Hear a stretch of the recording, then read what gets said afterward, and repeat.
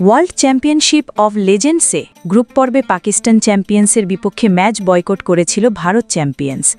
তখন থেকেই ভক্ত সমর্থকদের চোখ ছিল নকআউট পর্বের ম্যাচগুলোর দিকে। তারা দেখার অপেক্ষায় ছিলেন সেমিফাইনালেও পাকিস্তানের বিপক্ষে খেলা পড়লে ভারত কী সিদ্ধান্ত নেয়। ক্রিকেট প্রেমীদের সেই কৌতূহল মিটেছে গতকাল বুধবার।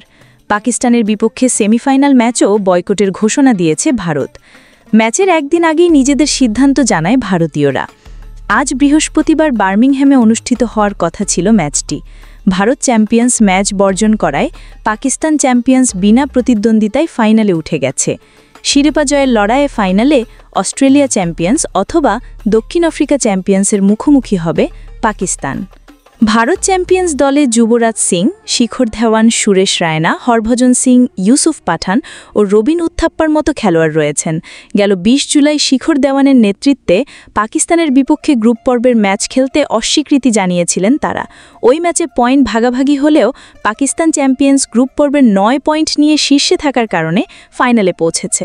ভারত ৩ পয়েন্ট নিয়ে চতুর্থ স্থানে ছিল। দুই দেশের রাজনৈতিক টানাপোড়েনের প্রভাবে হাই ভোল্টেজ সেমিফাইনাল বাতিল হয়ে যাওয়ায় দর্শকদের কেনা টিকিটের মূল্যের ৫০% ফেরত দেওয়ার ঘোষণা দিয়েছে আয়োজকরা।